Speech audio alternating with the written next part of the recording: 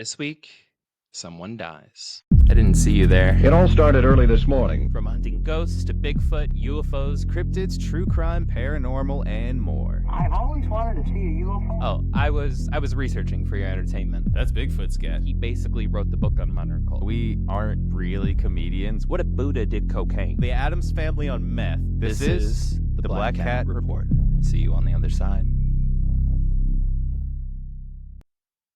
Hello, everyone, and welcome to episode 122, Ronald True, Part 3, the end of the Trulogy. My name is Gil, and joining me here today is Joey Lee's doppelganger, Joey Lee. Go. Joey. Hello. I am here. This is me, Did that make Joey you Lee. Joey D? That make you That Joey would D, make Joey me- doppelganger. That would make Yeah. me Joey Doppelganger, but I am the original Joey Lee. Sounds like something a doppelganger say. Well, our primary source for part 3 will be The Trial of Ronald True by Donald Carswell, which has been our primary source for this whole series, which you can find a link to, along with any other secondary sources that we mention, down in the show notes. Now, Joey, Mhm. when we last left off, Mhm. Ronald True had spent a week straight threatening, harassing, and pretty much holding Mrs. Wilson hostage before one day he didn't show up to kidnap her like he'd usually do. In fact, he had gone to meet up with his wife, where, after telling her they were getting a divorce, he waved a gun around before running off into the streets of London. Am I leaving anything out? I mean, he was kind of going crazy there for a little bit. I think you're leaving a whole good bit of him going crazy, but it was a good overview. To get us back in that mood, Yeah. get us back in that physicality of him. Get right us now. So, yes. truly feeling it, you know. Yep. I mean, Mhm. yeah. I mean, a point is, y'all, so much base gets set up in part 1 of just honest to God background of why shit is even possible later, and then in part 2, shit really gets fucking rolling. and Mhm. and so, please head back over to at least part 2 before listening to part 3, or else a lot of shit won't make sense. I didn't even bother to address it. So, with Yep. all that out of the way, let's hop right in. Yes. Joey, I can see you typing. I'm not even typing right now. My hands are right here. My hands are where you can't see them. Do I do with my hands? I'm gonna get a What do I second do? webcam. Yeah, it's just gonna be point to my hands. What are you doing? Here, I can just hold them like this the whole episode. That way, it's like you're holding me Ron hostage Burgundy. here. Or You're fucking holding me hostage here. What do I do? I with need my I hands? need that witty banter. No, I'm just being a dick. I'm Love here. you. I'm here. All right. I'm here with this banter. At 11 o'clock on the same evening, Ronald ran away from his wife. Mrs. Wilson's phone rang. It was Ronald True, and through frantic cries and screams, he told her the most horrible thing imaginable had happened. You see, just hours earlier, after going to his family home and failing to be let in by anyone after knocking at the door, he had made his way around the back, where he proceeded to crawl in through the window, only to find the house empty of their servants before soon discovering his own mother, the Baroness, motionless, blood everywhere, with her head bashed in, lying on the No. floor. She was barely clinging to life and had to be rushed to a medical facility for extensive operations, though the likelihood of her recovery was slim. Shocked by this news, Mrs. Wilson scanned the papers frantically the following day, but to her surprise, no matter how hard she looked, there wasn't so much as even a faint mention. Not a single paragraph was dedicated in any of the newspapers to a baroness who had been violently bludgeoned to death. Who had been violently bludgeoned to death's door in her own home. Running into True that evening, Mrs. Wilson broached the subject immediately, to which True replied, quote, I'm keeping it quiet for the time being. There's going to be a big case about it. But something felt off about all of this. How in the world could such a horrific incident of someone with so much status, so high up in society, be Mm-hmm. completely kept quiet? So, being a well known socialite herself, Mrs. Wilson quickly started pulling all the strings of her extensive network around the city, making inquiries to her friends and officials in and around London. It was bullshit. Ronald True's mother had not been attacked, was not in the hospital, and was safely living at home in her massive estate. Yeah.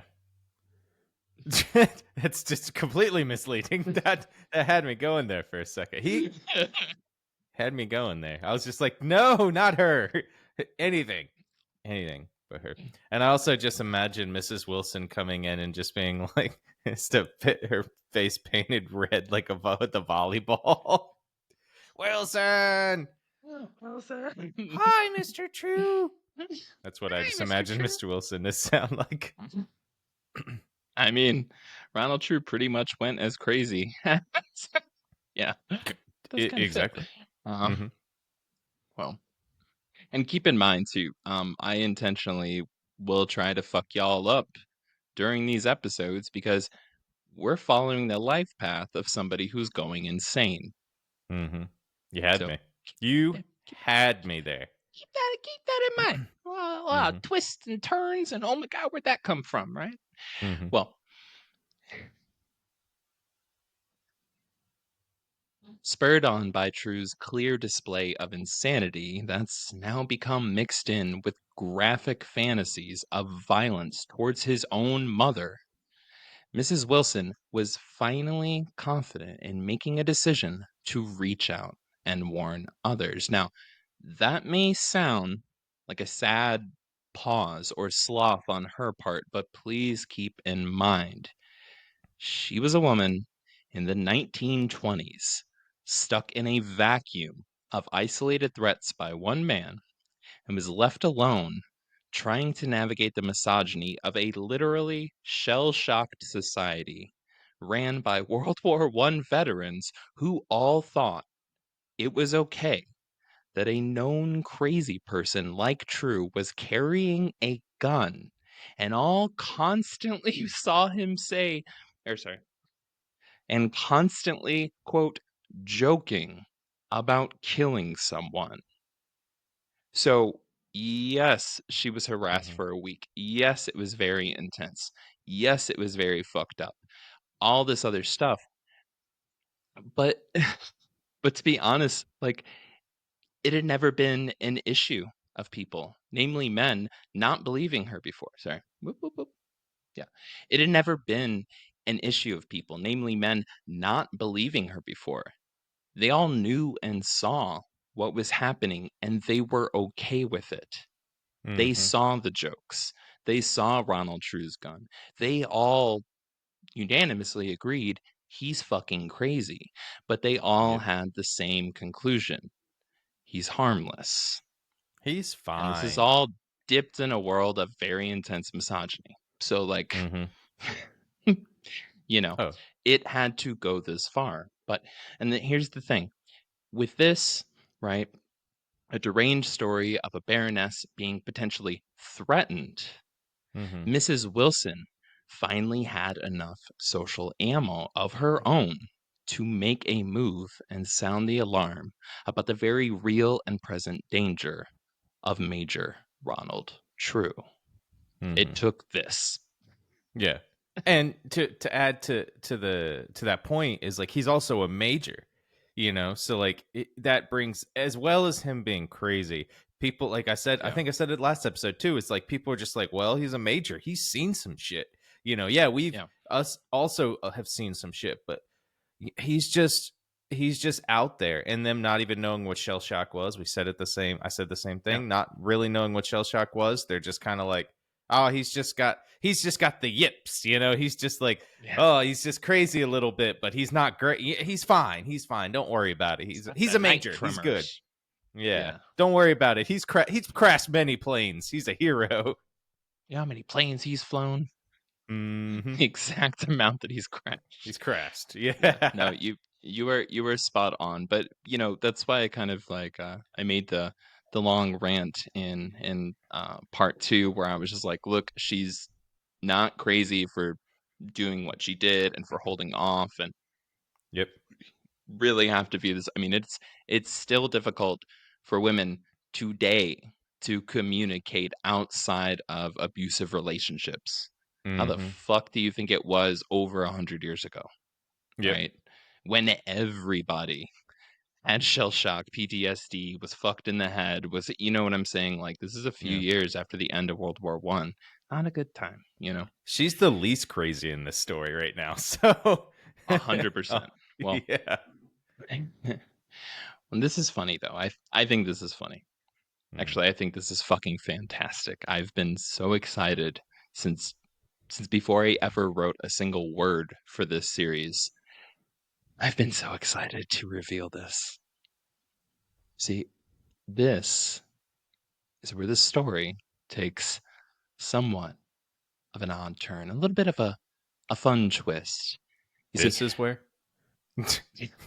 Mrs. Wilson delivered her first set of warnings to the members and staff of Murray's, the private social dance club where she had originally met Ronald True, and had subsequently suffered a very long week of forced monologues and threats after becoming the obsession of this madman who every night would tell her never ending stories about an evil, dangerous man named Ronald True, spelled with a W.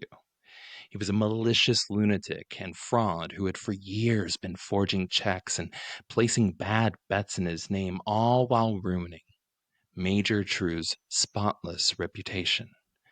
He told her how he'd been hunting down this other Ronald True and tracked him to London's West End, where, after discussing the situation with the police, he had received explicit permission from Scotland Yard to finally kill his evil doppelganger.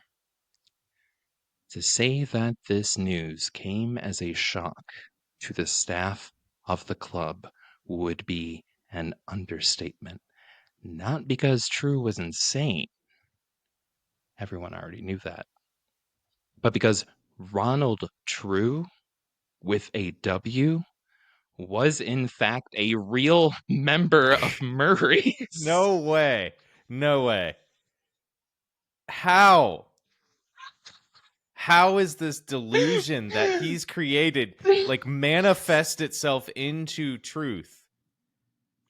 This whole time, all these fuck ups, scandals, forged checks, failed jobs, pharmacist and doctor beatdowns, rumors and reputation ruining rodeos that Major True had been white knuckle riding into success over the past few years might have been very real issues for the other Ronald True. All the checks. There was another guy who was having to deal with all of Ronald True's bullshit. Wait, which Major guy is Ronald dealing True. with it? Which one is dealing with it? Major Ronald True, the man whose story we've been following this whole fucking time, is literally the story of someone's evil doppelganger. He's the side character. Oh my god. No, he is the evil doppelganger Yeah. who's been lurking and fucking up somebody's life. So he's ruining this dude's life. That's actually the good person. You couldn't make this I've been better holding movie. this in for weeks. Yeah, you can't make that a better movie. Like, just this whole story of him going through life and looking in the mirror, being like, him saying, somebody is fucking up my life as the bad guy, like basically ruining a Ronald True's life, then saying, somebody's fucking up my life, and then the other guy who's like the Ronald Trew, the good Ronald True, the good doppelganger's like, This is man, some looking in the Sixth mirror like, Sense yeah, Bruce Willis shit of like, I see dead people, but Bruce Willis was actually dead. Spoiler, after 30 fucking years. You should have seen it by now. yeah. But like, How? this is This some is M. Night Shyamalan shit. yeah, This in real life. This is what inspired him, I feel like. This is terrible. You're thinking that this guy is the real Ronald True. I mean, he is, I guess, technically named, but his name's Angus, so Angus Ronald True. So I always remember that because it's just Angus Young from AC/DC. Anyways, we'll move past it. But he's fucking up this dude's life. That's like the real Ronald True that lived in this, and that he tracked him down, and that he tracked this guy down to the club, probably without even fucking knowing it. It's funny that you would say that. You always got that one step ahead now. Mm-hmm. No, but for real. Now, I am sure that there's other true stories of doppelgangers, and I would love to do a series about them sometime. Joey, I'm even gonna put it up as a second option for this year's theme month because, bro, this shit right Doppelgangers? here is so good. But Maybe. holy shit. I have never read a story with so many twists and turns where the true crime, madman protagonist turns out to literally be the evil doppelganger all along.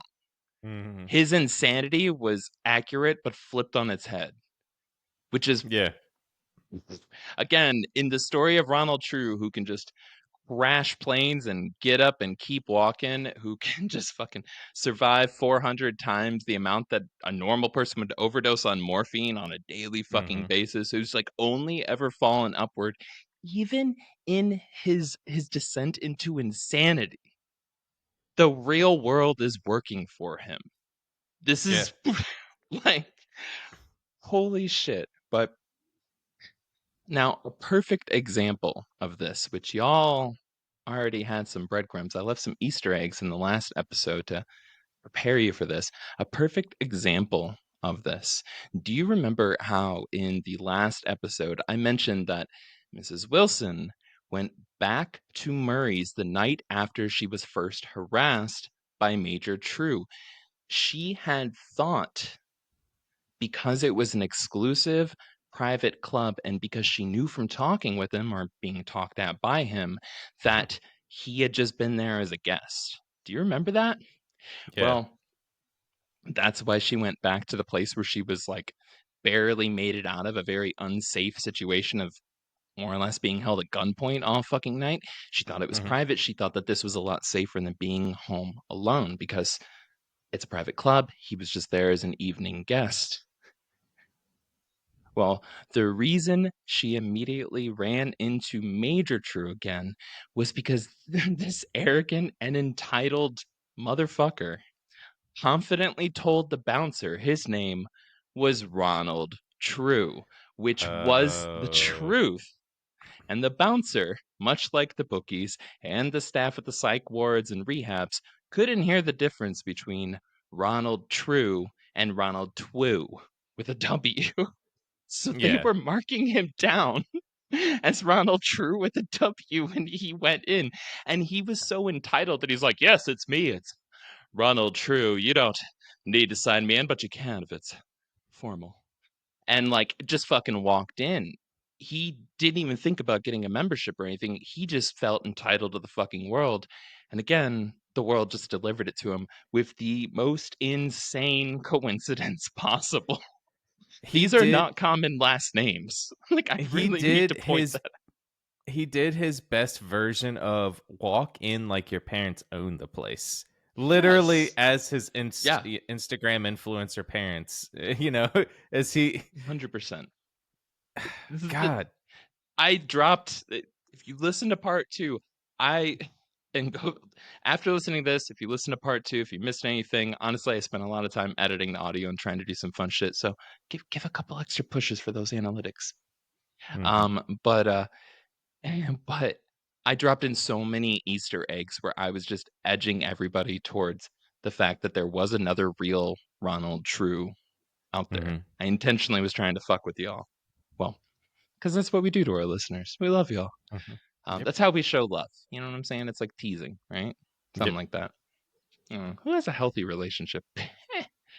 Yeah. And we all love you. So we want you guys to be just as surprised as I am because, to be fair, first time I'm hearing this. Gil tells me stuff behind the scenes, but I intentionally sometimes am like, no. Give me some surprises for the show. And then I do the same for him. We try to surprise each other with twists and turns because it makes it fun.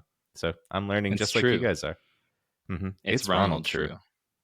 And Stay here's the deal. hydrated. These dark fantasies and delusions of a man named Ronald True with a W lurking around every corner were real because Mhm. literally sitting around the corner from Major True and Mrs. Wilson was a very confused Ronald True with a W looking at random bills and bar tabs.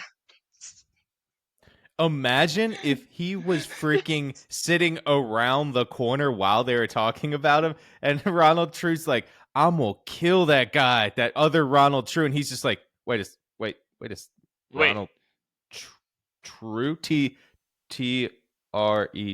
That's I think no. I heard a R RUE. I think that was an Oh, okay, RUE. I'm good. Yeah. No big Well, deal. this Yeah. this dance and entertainment club was so fucking loud that Mrs. Wilson was basically able to be awkwardly fucking. Think about a modern day nightclub, Yep. So right? loud.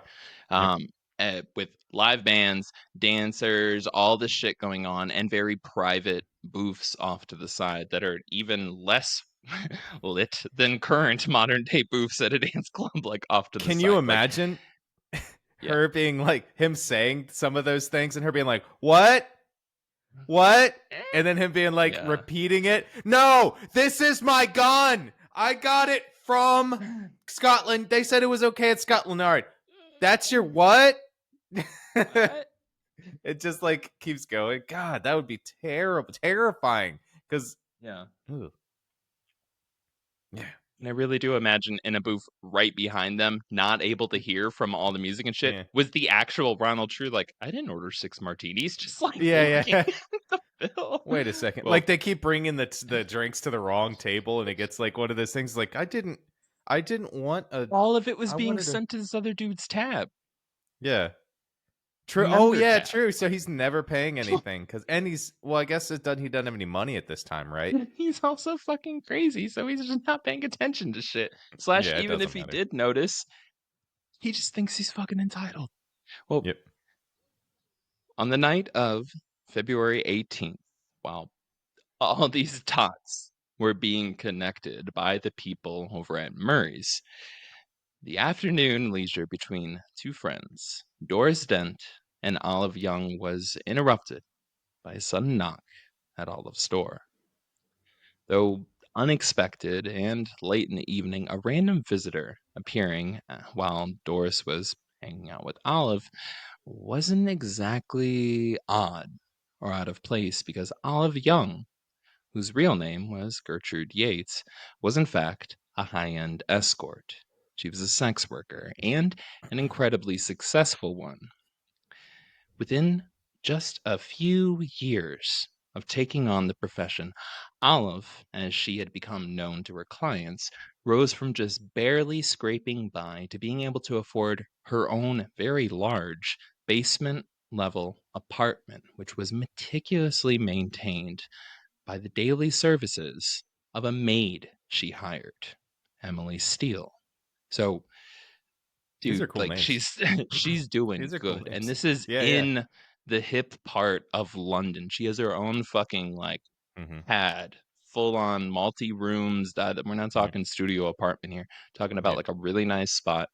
Um, I did the math because in the court records they mentioned how much money that she had in the bank. She had like 8,700 something like that by today's Mm-hmm. after inflation and stuff, by like today's money. She had like 8,000 something 700 something dollars in the bank. She always had cash on her. She could afford a maid to come for like 12 hours a day every Oh yeah. single day out of the week. Yeah. She was That's doing a good. lot. That's a Right. lot in London too. Yes. It's like, she's doing fine. I do think it's funny that the maid's name is Emily Steele, and she goes into your house, and you're just like, I'm gonna hide all my valuables. Wait, how's that spelled? It's actually spelled Steele. Perfect. Which autocorrect just kept Yeah, saying I was doing it wrong, and I'm like, yeah. I got the Well, she book. probably worked You in a don't even have the factory, book. kind of fit, I guess, a steel factory where they just steal Well, stuff from the factory. in other words, Olive was in very high demand and was very, very well off, which leaves little to the imagination as to how she'd become acquainted recently with one Mr. Major Ronald True, the man now standing in her parlor, whom she was introducing to her friend Doris. She's high end, very in demand, very popular amongst all the social Mm-hmm. circles. Ronald True had been bouncing around between all these social circles, moving up through the statuses and meeting all of the people. It's only a matter of time before they would have crossed paths, especially going out and partying every night, Mm. right? Yep.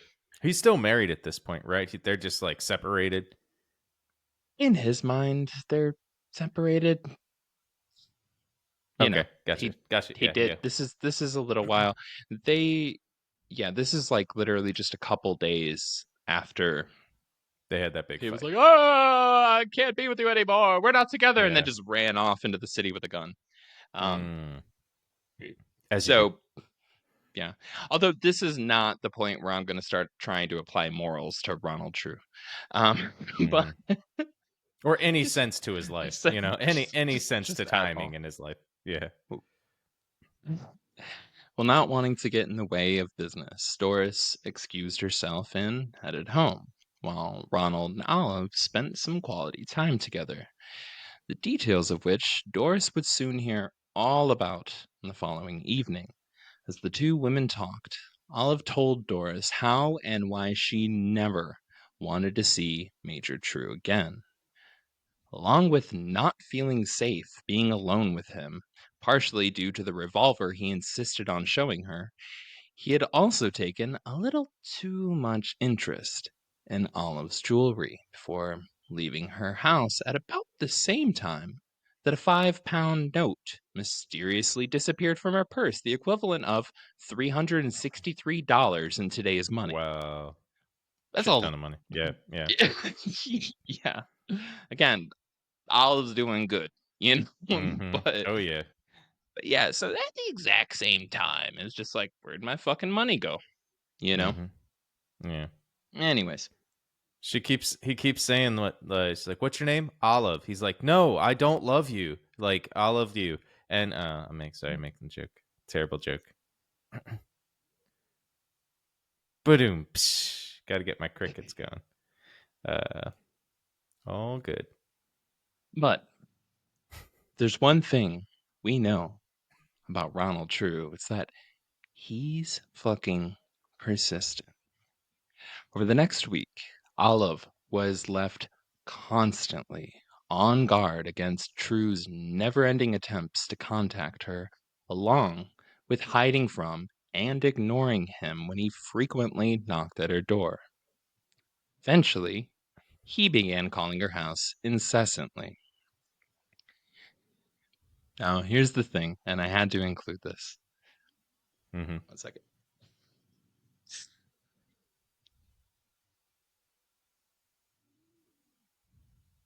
No. That's okay. You Technical ever try to difficulties. open a can and it just doesn't do the thing, but it kind of pops Mm-hmm. in? Anyways, the can didn't can. Birical difficulties. Goddamn. Well, Mm-hmm. began calling her house incessantly. Here's the thing. When she started hanging up, the second she heard his voice, he tried on at least one occasion a new tactic. Ring, ring. Hello? Yes. Uh, is Olive there? Is this Ronald True? Ronald, ha ha ha! No, to mistake me for such a handsome and debonair man as that. No, this is a Armstrong. Yeah, just a regular, below average, gunless guy who's not a famous war hero with devilishly good looks and undeniable charm. God damn it, Ronald. Stay wet, stay. Hello? Oh shit, she hung up on me. So, on at least did, one occasion, yeah. he pretended to be Armstrong. Oh, Armstrong. I just picture Armstrong there the whole time, just still not paying attention to goddamn Yeah, anything. just sitting next to him, being like, "What? What'd you say? Oh, don't worry about it, Armstrong. Just look away." Okay. Oh, okay. Okay. I'll just stand here and hang out. Earmuffs, Oh, Armstrong. okay. All right. Yeah. All right. Now here we go. Now, if you recall from the last episode, I mentioned that Ronald was staying at the finest hotels and hostels in the West End of London. And while this didn't necessarily change during his stalking and harassment of Olive, I stumbled across an interesting little footnote about one specific place he frequented. Frequented? Frequent. Why can't I say the word? Frequented. Frequented? Yeah. Mm-hmm. Stumbled across an interesting little footnote about one specific place he loved to haunt. That works. Now, I gotta be transparent here. What I'm gonna say next has almost nothing to do with the story, other than adding maybe slightly a little bit more depth to Ronald's character. You see, Mm-hmm. along with these swanky hotels, the court records specifically point out that True was sometimes staying at a place called the Savoy Turkish Baths in Jermyn Street. Hmm. This constant name drop caught my eye and I had to dig in.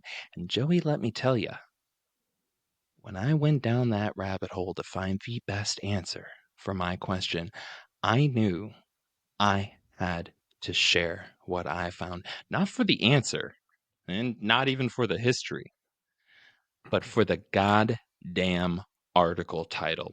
Quote.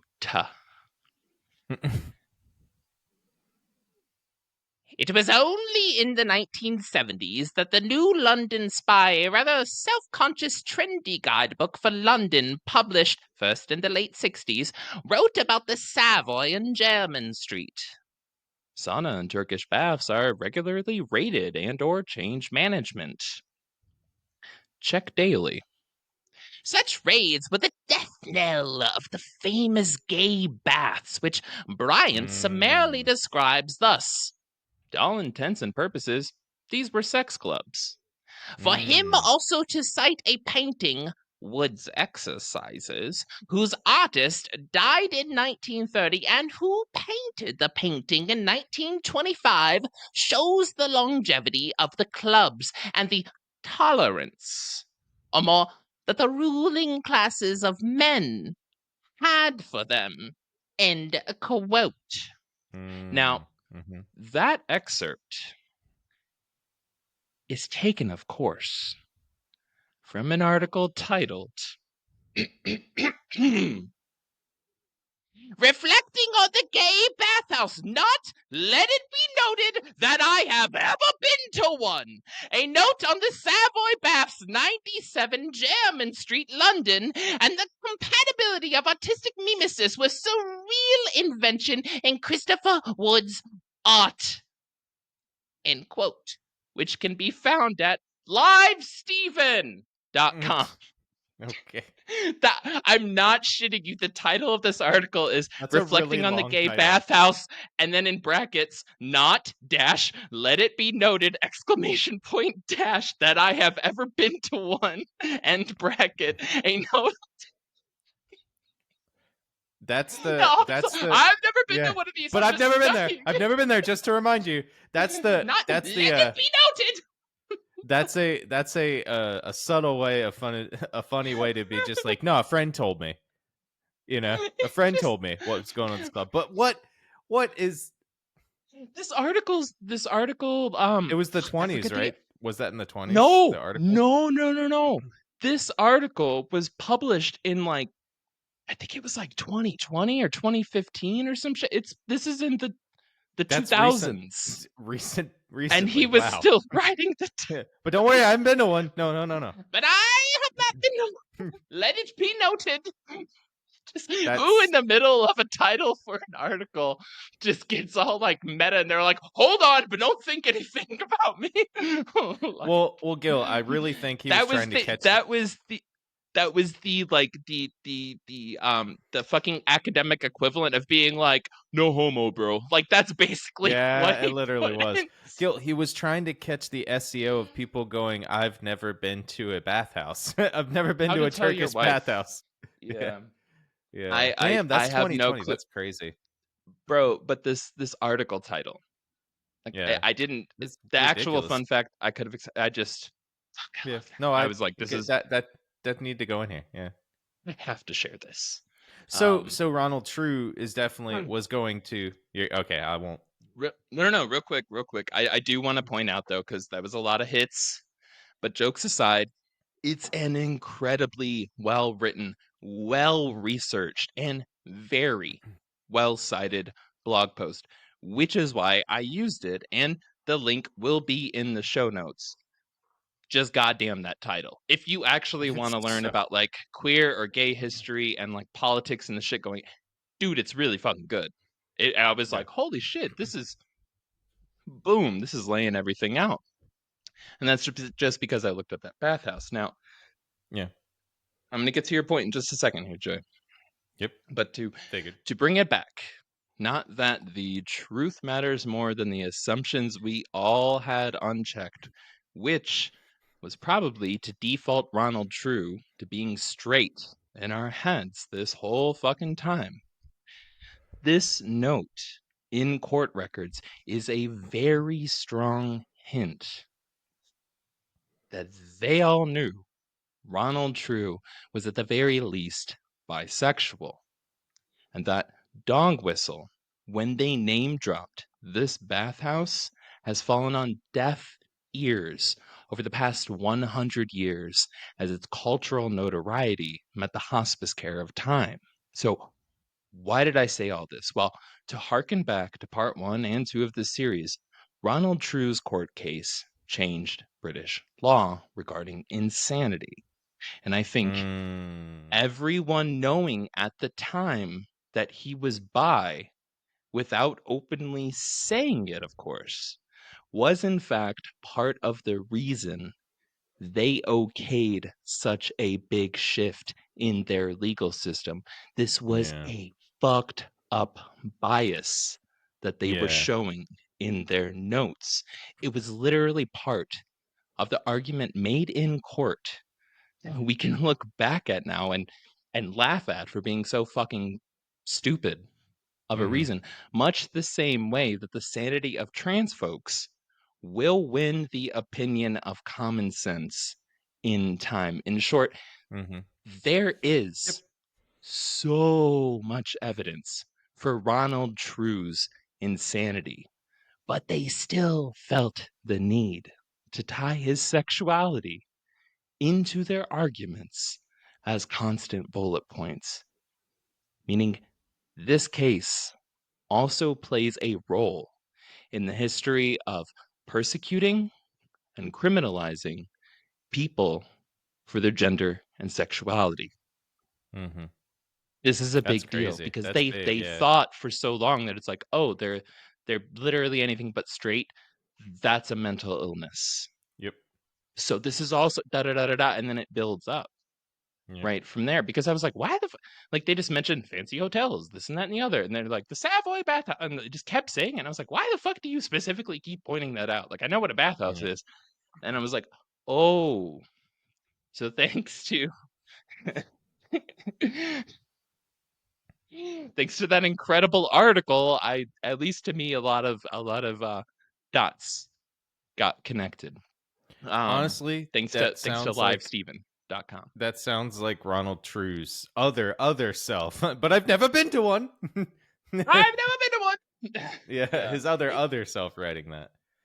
It's a fascinating article. I should put the website's no longer secure to go to, but I did download it into archive.org because I was like, I love research, and I looked at it. I'm like, this is fucking incredibly well researched. Like, this is a good piece of history, and the website itself is dying. So shout out archive.org. But yeah, Yep. the link to that, if you are interested in like the intricacies of politics of queer oppression and like history and shit like that, you should check it out. It's kind of fascinating.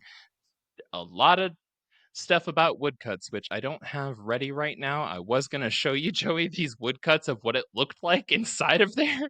It's just like a gay circus trampoline of men swinging around and their manly shafts swinging around, and it was yeah. Was It that was so it let me looked like ask an those orgy. It looked like a all male orgy in the so bathhouse. That was the woodcut carving he was referring to in okay. this, and that was done in 1925, 3 years after Ronald True was staying there. Like, it was, So you know, let me ask that question though. yeah. Do you think that woodcut carving was actually true to form, or was it more like that was like what people thought? What you know what I mean? Like what people No, outside no, looking no, in no. thought that was what it Well, was I mean, the author admits he's never been to a bathhouse, so I don't know how much we can trust him. with a incredibly well researched thing. But no, I've never been there, Not which that is I've ever been. yeah, yeah. I will But admit that maybe that was was my his sense question. of humor. Um, Yeah. no, it was notorious, and that's why in the articles Okay. that they mention that this is really fascinating history. I'm sorry, I'm going on a fucking tangent about it. I don't care. I just came across this. So I was like, holy shit, this is wild, and it adds depth. But the fact that in the 60s, where they were quoting the London guidebook where it said sauna and Turkish baths are regularly rated and or change management check daily. That was a subtle way of saying that they kept getting shut down and had to come under new management because they were actually just gay sex houses. That's it. And it was Mm-hmm. just where dudes would come together to have gay sex because there were anti-sodomy laws. So Yep. police would come in and raid, arrest the owner, a new owner would pop up, police would come in and raid, arrest the owner. That's what that fancy language translates to. So Yeah. long history of that. And that article that I keep, quoting from with the best title in the world is talking about how there's a quote tolerance between homosexuality and the upper classes, how this was like a weird middle ground where you had Mm-hmm. elites such as Major Ronald True and Yep. common folks coming together and expressing something that they get in a lot of trouble for if people found out about. Yeah. It was You a lose your hush status, hush. you go to jail. Yep. Yeah, but even at the same time, the politicians had to be like, "Oh, but I'm against it." But I'll see you there at 8. Yeah. But I've It never was a good been. article. Not But that I've never I've ever been. been. Let it be noted. I still think that's the funniest. You're Let right. it That is be the funniest thing that's part of the title. noted. Bro, you need to see the actual spelling of it too. It's just like, God damn. It's It's like all 40 exclamation capitals. points. Pretty much. Literally. Yeah. Um, Back to the but yeah, story. yeah. Where was I? Culture. Yeah. So that all aside, we're gonna skip through the week of harassment of Olive Young to the 29th of February. Spoiler, she dodged him successfully for a week. We're That's now good. about 7.5, or we're about a week and a half later, almost Mhm. 10-ish days later, 29th of February. Well, after spending the night at a fancy hotel and indulging in the complimentary breast fist, the complimentary balls fest, but breast fest and balls I'd fest. like to find Um, this breastfest. we're live streaming right now. I know. Well, after spending the night at a fancy hotel and indulging in a complimentary breakfast, True, who by this point was completely running out of money, slipped out the front door of one hotel directly into the lobby of another hotel across the street, where he quickly convinced the receptionist he was a quote cross-channel pilot who had just arrived from Paris, end quote. Hmm. Well, after He's booking a good at that. room there for a few nights, he then borrowed their phone and called up a nearby chauffeur service and convinced them to let him pay later, as he, quote, just arrived from Paris via aeroplane and had nothing but French money, end quote. Which honestly is a damn good travel tip if you're ever trying to con or swindle a Brit. Just tell them all you have is French money and they will give you whatever you want. They'll be Yeah, like, they'll be I like, just "That's not please real just money." I Yep, don't that's need not my real money. wallet smelling like cheese. Okay. I don't Yeah. need that. They don't need that. They don't believe that's real money. They're just like, well, you'll figure it out. It's fine. But like the confident again, like this guy with confidence Unstoppable. just strides in, and they're just like, oh, okay, oh, cool. Oh, you've been to France, with a lot of people back in this day, like traveling outside the country, especially just coming out of a world war, was not a thing. Like Yeah. going to the United States was not a thing. Like most people did not These are travel because multi-month long trips. yep. So it's amazing that's why I think sometimes, and what we talked about earlier, is why his stories get so much, people listen so much, or like Yeah. kind of not step aside, but kind of allow him to do things like not pay for stuff because they're like, oh, it's fine. Nowadays, they're just like, no, you went to Florida, great, cool, great. That sucks for you, but they're just like, oh, you can't pay later. Like, I need my money now. Oh, you have Cash App, Yeah. you have Venmo, just pay me now. It doesn't work now. But back then, there's like, oh, he's got some status. Plus, him being like a baron, the son of a baroness, and Major maybe Baron. major baron. Like, what's below a baron? I don't know. I A don't know. I think Karen. Baron's pretty. Um, A Karen. A but Karen like, Baron. yeah. But like, he's just a step below that. So if he throws those words around, people are like, oh, he's like a Yeah. Lannister. He's gonna pay his debts. Like they're gonna they can Yes. get the money back from somewhere. So allowing him to do that, they'll just write it down. Okay, I took him today. I'm gonna get tipped probably really well, like extra Oh too. yeah. Like Oh. they're Oh gonna yeah. throw money Oh, into me. trust me. Tipped. Haha. They'll take care of the whole shaft if you deal with me. Now, don't Hmm. even worry. Like, Yeah. yes. Tip, that's my Like, brother. yeah.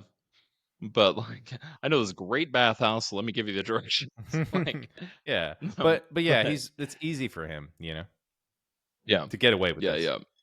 It's true. It's at one of those, you know, major transitional periods, and there's a, as always with Ronald True, the situation just. Bends to him. I honestly don't believe he plays well to the situation. I believe the situation just plays well to him, because the fact of the matter is, every time the situation lasts more than a couple days, it goes terribly wrong for him. Yeah, like It every does what? time It it goes crashes. yeah, It it quite crashes. literally crashes. So it's not that, it's just the time and the place, man. Goddamn, if Mhm. anybody's ever been more talented at showing up in the right time, in the right place, it's this motherfucker who showed up while hallucinating a doppelganger in the place where his literal doppelganger was. Exactly. Like, Yeah. That's the just hardest to. god damn. Well, Yeah.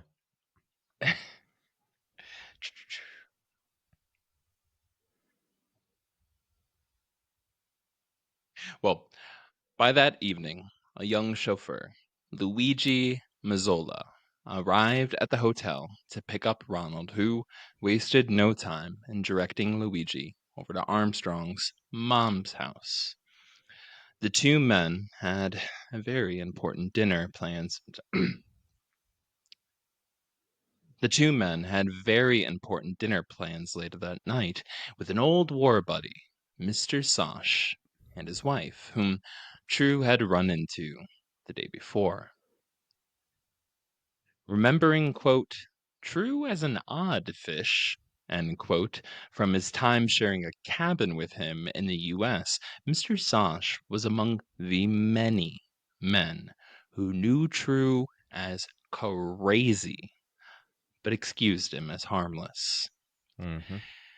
Which, I gotta point out here, was not at all the vibe that Mrs. Sash, or more immediately to the story, Armstrong's mom, would glean from True.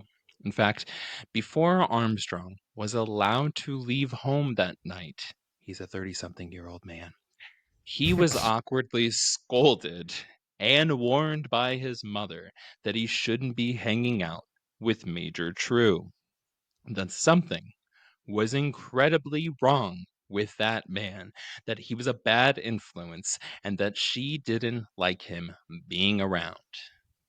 Meanwhile, in the background, while this conversation was still happening, True was peeping through her things before ultimately stealing a check from her purse. So, I mean, mothers, first Ah, off, yeah, I mean, always, always. intuition on Yeah. Friends. Let Also, us not every forget. woman, but yeah. Yeah, But every well, that's the funny thing too. You mentioned it is like every yeah, woman in this story is like, this guy is not harmless. This guy, everyone needs to stay away from him. The every guys are just like, woman was like, yeah, "What the fuck?" yeah, and every guy is like, nah, he's crazy, but he's harmless, right? Yeah, it's fine. Uh, and that speaks to the misogyny of the society at that time too. It's just the biggest thing. But let us 100%. not forget that he has a problem with stealing things, because when last episode we talked about it, he was stealing little things, but now he started Yeah, to go bigger and bigger this is and bigger. intentional. Yep, yep. Yeah, this is very intentional. This is after kind of after literally cutting off all contact with his family, how the hell was his mom gonna send him his allowance? Mm-hmm. He Yep. only left home. I mean, he must have left home with a sizable amount of money, but he only Yep. left home with a certain amount of money. His mom was still sending him allowance, but then he dipped out of everything. It's Yep. been a couple weeks. He He's need getting money. low on cash and he's got that Mhm. influencer lifestyle to live, right? Yes, he Well, does. I do like to picture this situation where it's, awkward, like Ronald True's and kind of the foyer, you know what I'm saying? Like he's in like the entrance area to the house and like he can just hear Armstrong's mom being like, "I told you to stop hanging with him, Mom. I don't care. No, I told you he's a bad influence." And the whole time he's like, "Lou, Lou, Mm-hmm. Lou, Lou, Lou, Lou, Lou," just like, Reaching in. "What's in here?" Just Yoink. digging. Who's like, "Ooh, a panty drawer," and just like, "Bless you, baby." That was Dada sneezing. You all right, Papa? Mhm.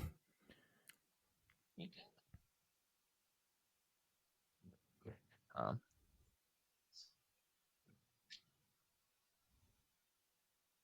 Confused about life. Anyways, Mm. um, yeah, so yeah, he was just like kind of just being like Lou Lou Lou Lou Lou Lou. Oh, they're talking about me. Of course. Lou Lou Lou. And then just um Armstrong and his mom pop out of the room. Armstrong just being like, ugh, and his mom being like, "Ugh," just fucking red in the Yeah. face. Just be, Armstrong, you deleterious salt shaker of a man, you. How on earth have you been hiding your beautiful younger sister from me this whole damn time? That's my mom. Wait, don't tell me. Is that is that Mama Strong? As he's just like hiding the check behind his back, and Yeah. she's like, "Fuck off, Ronald." He's like, huh, "With pleasure." RTL. See you later, baby. And just Mm. fucking just Stay leaves. hydrated. I Yep. know that's exactly what happened. Oh, for sure. He's just trying to win her over, and then she's like, "Get out of here." That friend that He's that douchebag. everybody hates. Yeah, yeah. Yeah, That he yeah. is that And douche. poor Armstrong. And poor Armstrong just goes along with whatever, and he's just like, he's not oblivious, obviously, because he knows what's going on. But you're right. The idea of of him putting on earmuffs when this happens, just be like, Armstrong, put on your earmuffs. Your little passing comment there is so true, because he's just like, all right, I'll guess so. This is what I imagine him sound like. All right, Ronald, or what are we doing today, Ronald? Yeah, okay. We're gonna go steal money. You've been calling Okay. this girl for a week. Well, I wonder why she's not answering. But Do you I guess want I'll me to put on my call? earmuffs. I'll call. You just want to pretend to be me and call? That's cool. Hey, from now on, instead of me saying whatever, can you just say whatever? Cool. Like Yeah, this, I'm just too but tired. dude, the it's about to get even it's about to get even worse with Armstrong and his just unstoppable ability to What not a absorb talent! things. Just What a talent! goddamn. Again, the perfect sidekick because this Mm-hmm. whole time he's the only male who is close enough to Ronald True to actually be able to force society and legislative and administrative hands and whatever to do something about Mm-hmm. what is coming up. He's the only one. He's spending like 20 hours a day with him. He's the only Yeah. one that people would listen to is another man because clearly literally nobody is listening to any woman in this situation. And the Nope. one dude who's right there with him is just like, I didn't even hear him say that. The what now? I mean, I didn't see anything wrong with selling him a gun. I mean, sure, he didn't wear a hat, but like, I don't always wear a hat when I shower. I know that's weird, but sometimes I take it off. Like, Mm-hmm. he's Yeah. the only one, which is why I have so much hatred towards him. Yeah. He is No, an enabler. he is completely an enabler. But what's weird is Ronald True actually wears a hat when he showers, not when he's not showering. So it's like it's the Obviously, I weird think about hair opposite. wet. Yeah. Yeah, I can't get my hair wet. That's how they get to you. The two soon made their way to dinner with the Sashas, and upon wrapping up the evening, were riding home with the Luigi when suddenly True demanded to be taken to a nearby intersection. It was around 11 when they arrived, and True, without saying a damn thing to either Armstrong or Luigi, hopped out of the car and ran down the street for a few minutes. When he came back, he told the two men that he had gone to check up on some friends to see if they were home, but sadly they weren't. After that, Armstrong was dropped off at home and True was taken back to his hotel he dismissed where he dismissed Luigi for the night. Hmm. A few days would pass, and on Friday, March 3rd, True's family, who hadn't heard from True in weeks, reached out to Scotland Yard to warn them about Ronald, who had gone crazy and was running around London with a loaded gun. The police told the concerned family that since he hadn't actually broken any laws, they couldn't really do anything, but as an alternative, they gave the family contact information for a retired officer, ex-Inspector Stockley, who, after leaving the force, had become a private detective, and within hours, they hired him to find Ronald True. That's no different than what would happen now. That's just literally the same thing, which is kind of Yeah. funny. I also want to point out that it's uh, True's wife, his mom, and his aunt, all three women. So again, Yeah. nobody's listening to women. He also has kids, correct? I think he has two. He is one, Just one. Okay. Ronald F. True. Oh, that's right. Yeah, yeah, that's right. The F is Ronald for F. True. fucking. Yeah. Mm-hmm. Just like John F. Kennedy. That was good. That was really fucking good. Badoo. Oh my god. Oh. Honestly, I don't think he needed all that back surgery from the war. I think I know what he needed it from. Yeah, right. Anywho, the weight of America. Anyways, Mhm. by that same evening, True, Armstrong, and the Sashas were dining together. the high-end London restaurant. It was here that True proceeded to ramble to the Sasha's nearly identical stories to the ones he had told to Mrs. Wilson a few weeks earlier. But unlike when the actual Ronald True was nearby, Mhm. this time, he started pointing out random people in the restaurant, patrons like Jaden, Jackie, Ave, Lucas, Yellowbear, Tim, Ian, Rochelle, Dwayne, aka Snatchedbot, Marissa, who just joined, welcome. Max, Morgan, Dragonpaw from the Starblood Chronicles podcast, Miller's Monsters, Alyssa, Bree, Gavin, the leader of the chicken cult, James, Michael Extreme, Kristen from the Paranorm Girl podcast, and maybe most diabolically of all, member of our sexiest producer tier, Copy Kitty. Absolute slander, if you ask Yes. me. This is one of the Welcome most to our offensive Patreon. things True's done. Yeah, right every time. Thank you for all of you being our patrons. Yes. Well, after True mumbled through and made claims about these random, incredible people who are all members of the Black Cat Report Patreon, he pointed out two other people in particular, neither of which, by the way, looked anything like him. The first, some random dancer on stage who he said owed him £5,000 due to forged checks and random bills made in his name.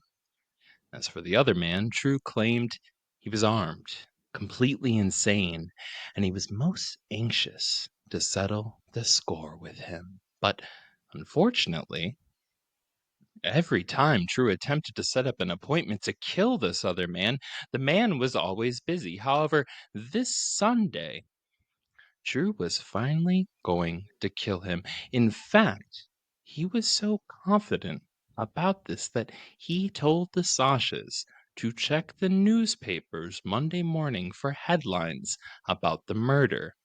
After that, he flipped over the menu and proceeded to draw out the floor plans to the other Ronald True's basement apartment. Whoa. Poke, poke, nudge, nudge, hint, Yeah. hint. He's just Well, projecting right now. still un poquito. Well, Yeah. dismissing True's plan, timeline, and strategy to kill someone, Mr. Sosh would later say that he just assumed True had gone more crazy since the last time he'd really seen him in 1917, but he was harmless. So crazy. I mean, literally, the harmless is the word of the day. I think harmless. Fuck! Yeah, he's projecting True. though. Yeah. I can't believe that. I mean, I can't believe that they're just like, oh, he's harmless, whatever. But he's projecting these things onto the other people. He's projecting the person stealing his money, which is literally just Yeah. him stealing money from the original Ronald True. He's projecting his violent side, like his criminal side, he's projecting onto that one person. Then he's projecting his violent side over to the other person. So he's kind of, we want to talk about it. The idea, he's schizophrenic and he's just projecting these people that they are the archetypes that are in his brain of himself. Yeah. If you listen to the not that I'm like trying to promote episode 2 constantly in episode 3, but I really tried to You are. hammer It's that fine. home in episode 2 with when I was saying like he is it was around the area where I was talking about him starting to become like a kleptomaniac and shoplifting. Mm-hmm. Oh, yeah. Um he he is starting to combat the world as he's turning like inwards. His expectations of his self and his grandiose ideas and stuff like that, like fine, like he's coming to terms with these things, and it's like eating him alive, which is really intense in terms of like his overall schizophrenia and how it's coming to be displayed. Mm-hmm. He's projecting an honest truth of himself, like Yep. you were saying, into the world, because the only way he can acknowledge it is if it's not him.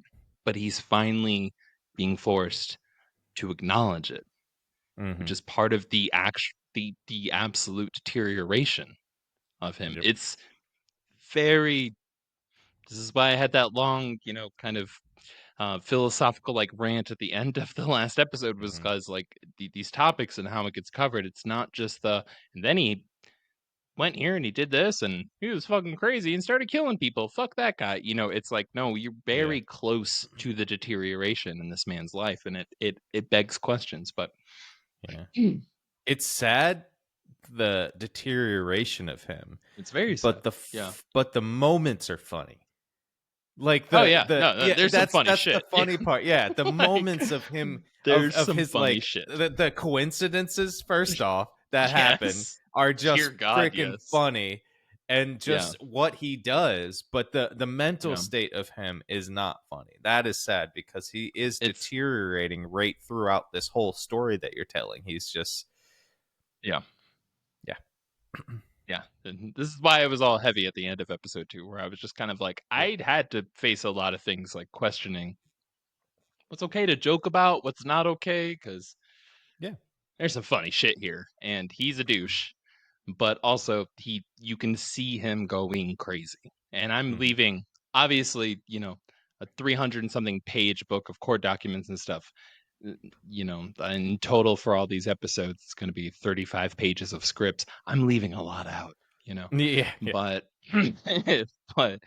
but yeah, man. Anywho, Mhm. Were the cliff notes. cliff notes. Yeah. Mhm. Well, dinner ended, and the two pairs separated for the evening, and True, yet again, ordered Luigi to stop at the same random intersection where, at 11 o'clock, he jumped out and came back a few minutes later, telling Armstrong and Luigi that, sadly, his friends just weren't home. Mm. That Saturday, the Sashas and True yet again met up. Again, the amount of enabling and shit that's happening here is it is insane. Ronald They True is keep closer hanging to out. sanity compared to Yeah. everyone else. Well, Mhm. they again met up, but this time it was for lunch and without Armstrong. I left some cliff notes for myself here. I didn't want to write it out forever because it's a lot of just kind of dinners and updates and shit Yeah, leading yeah. up to shit. If you can't tell by now, the reason why I'm emphasizing specific dates leading up is because we're getting close to the climax. We're Well, almost there. basically the Sashas and True, they they went out for lunch without Armstrong, and they went to this tea house, right? Mhm. At this tea house, there was some random ass fucking guy, like 2 tables over, probably just jolly as fucking hell, just sipping his tea, being like, "Oh, it's so great to be British today. Haha," and just, Mhm. like, sipping Having a fucking scone. tea. Having a scone. Yeah. "Get a scone!" Mhm. And he's, "I've never been to a gay bathhouse." I'm just like, Or was that was the actual that was that guy's grandparents. "I Great don't grandparents. know him." Yeah. I will most definitely not see him tonight at 7:30 p.m. or 8 o'clock if his wife takes forever to fall asleep. But, but anyway, God damn, that title's incredible. I hope to write that great someday. But but I really mean it. I've read it 1,000 times. It's so good. It gets better every Mhm. time. Mhm. Like But he's in fine the wine that never runs out, tea But house, right? yeah, They're having so tea. he's in the tea house, and he's sitting there, and he gets back into the Ronald True hunting Ronald True mode, and he starts Mhm. looking around. His true form. And I'm not about to shout out more patrons, but I hope you all caught that and weren't asleep at that point in the episode. But he looks over, and there's some random motherfucker just like sipping tea, like, "La La-da-da, la-da-da-da-da. I think I'll go for a walk with my new labradoodle later. La-da-da. And Ronald True, like, leans into the Sasha's and he's like, see that guy over there? Do you see that son of a fucking bitch? That's my arch nemesis. I fucking hate him. I'm going to kill that man. Ooh. And the Sashas are sitting there like, okay, is this... We're Americans. We don't really understand tea culture. Y'all know what we did last time you shipped some over. Is this what they mean when they say spilling tea? Is this what that's... No, just fucking listen. I'm going to... Excuse me, sir. A waiter walks up at this very fancy tea house. He says, the phone is ready for you. Now, here's the deal. Ronald True told the staff that at a certain time they should come interrupt their conversation and tell him the phone is ready. He basically said, I need to make a call at 1:30. Please let me know when it's 1:30 and get me and have your line open. And they were like, yes, sir, anything you want, sir. So Ronald True stood up and he's like, oh, I have an important call that I must take. Excuse me. And he walked away. Whole time, guys in the background, yes, this scone is delightful. Never been to a gay bathhouse. No, no, no. Maybe this scone has. Maybe this tea has, but not me. LiveSteven.com. So that's going to be a bitch to adjust that audio so it doesn't kill people's ears later. But Yeah, I'd say so.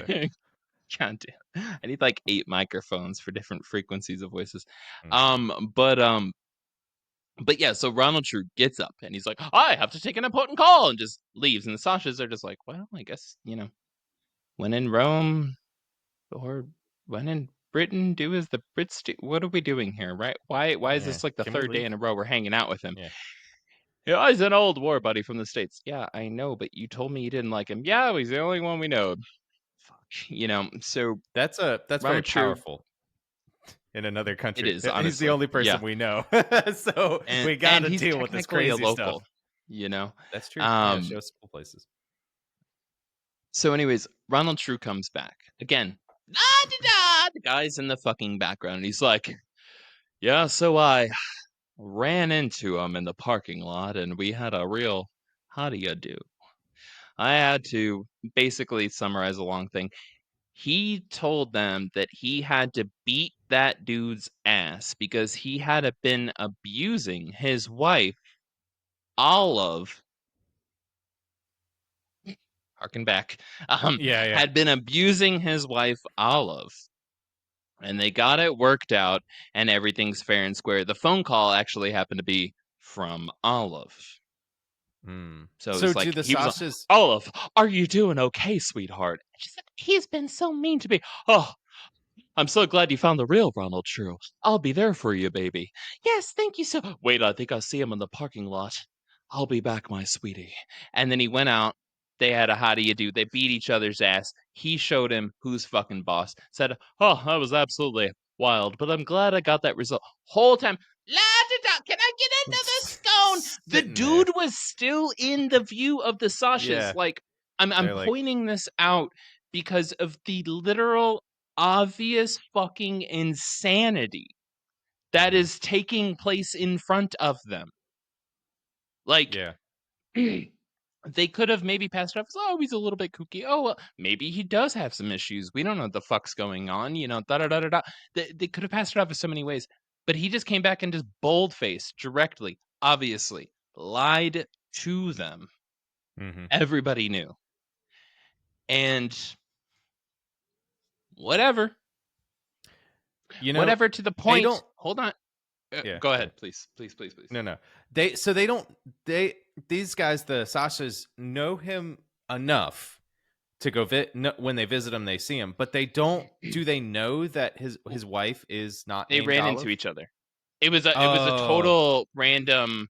They ran into each other in the street. And in terms of Olive, he wasn't saying his wife was named Olive. Oh, He was getting involved in the affairs of a man who was sitting right over there and also imitating him, Oh, the who was other beating Ronald his wife? True, Yeah, who was beating his abusing his wife wife. named Olive. Okay, Again, think now about I get it. the great point that you made around projecting, Yep. right? You always got that prophecy Joey Lee, Sometimes but most of the that's why time. they call me Prophet Lee. And there's a digital record of it. Most of the time you do. Yeah, Um, yeah, yeah. so so you can't say sometimes, motherfucker. It's like 90%. But yeah, so on top of that, he proceeded to go on about, more ideas and more talk and more planning for Yeah. killing on Sunday. This is Saturday.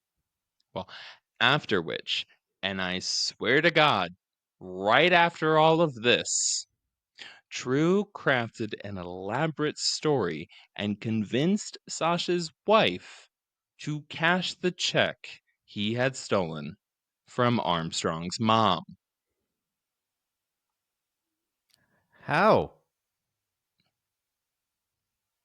Just, oh, well, it seems as though the banks are closed today as it's Saturday. You're going to have to cash this over at a regular grocery store. And, it's just, she was going to change the name on it, but she's out of town and da da da da da da da. And you can work as a missus and you've met Armstrong. Why would you be worried about that? You know, we're best friends. I would never do something like that. Like, he, on top Mm. of obviously gaslighting them, actively convinced her to cash this check, which I think it was like a 7 pound check, which with the 5 pounds from earlier, that was 300 and something dollars. 7 pounds is going to be like 800 or 900 something. This is a Yeah, it's lot a of good bit. fucking Yeah, money that's being cashed, especially right? especially in economically like war torn, war deprived Britain at this time. 100%. Right after the war. 110%. Yeah, yeah. He So is a sketch comedian. Like oh, nowadays, he would be like the he best always says sketch yes and. comedian ever. Yeah, yeah. He yes ands Yeah, everything. always. Yeah, to go along with his Yes, Instagram. and I live in whatever new world with this dialogue is Yeah. setting up. Hmm. Well, so yeah, that's what happened at that little tea break. Now, that night, they all met up for dinner again, this time with Armstrong, and afterwards, the True Crew, as I'll call them, Hmm. Oh. stopped at 11 p.m. at the same intersection. True ran off, came back, and the night ended without anyone asking a single fucking question. The next day, Sunday, the The day he Sabbath. said he's going to murder Yeah. somebody, Luigi drove Ronald and Armstrong out of town into a bungalow owned by Armstrong's family. The two men then proceeded to basically just kind of fuck around and spend the day goofing off while they were practicing shooting cans until it finally got to be dark outside. At which point, Luigi drove them back to London, where, upon arriving, Ronald ordered Luigi to head to the same intersection as all the previous nights. Hmm. But this time, they were late. Mm. You see, every evening that Ronald had been sneaking off to, quote, check on friends, he had actually. Reread again. Sorry, hold on one second. Earpiece bothering you? You see, every evening that Ronald had been sneaking off to check on friends, he had actually been peering down the street, looking to the doorway of apartment 13A to see if the lamp hanging above the entrance was still lit. It was a subtle but important signal for someone of Olive's profession. Mm. It was one that she used to communicate with nearby friends. If the lamp was lit, she was still out. If it was off, she had made it home safe. But on the night of Sunday, March 5th, the darkness of her doorway became a screaming invitation or the obsessions of a madman. It was somewhere between 11 and midnight when Ronald saw the lamplight was out. In response, he quickly made his way back to Luigi and Armstrong, told them his friends weren't home, and they drove Armstrong back to his house. After dropping him off, True ordered Luigi to head back to the same intersection immediately, but this time, when they arrived, he directed Luigi straight to Olive Young's apartment complex, where he had him stop at the gated entranceway of apartment 13A. True stepped out of the car and dismissed Luigi for the night, telling him to come back in the morning, picking up. Telling him to come back in the morning and pick him up at 11 a.m. on nearby Finborough Road. Now, I feel it's important to note here, same as they noted it in the book, that Olive Young, being of the profession she was, didn't make a habit of raising an alarm or calling the police in the middle of the night, which may help to explain why, when she opened up her door and saw the man who had been stalking and harassing her relentlessly, she chose to simply let him in. Mm.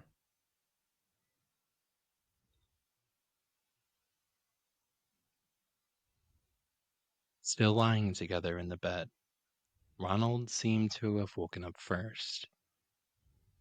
It was early, 7 or 8 a.m., and so Ronald quietly and carefully got up and made his way to the front door, where he helped himself to her morning paper. He then made his way to her kitchen, where he read through the day's news as he prepared tea for Olive, still resting deep in slumber. Silently, he circled back to Olive's bedroom before carefully and sweetly waking her up. She smiled as she leaned on her side and took a sip of tea. He then bashed her head in with a rolling pin, causing blood to instantly Fuck. begin gurgling from the side of her skull as he grabbed her by the mouth and forced a kitchen towel down her throat until it reached her larynx.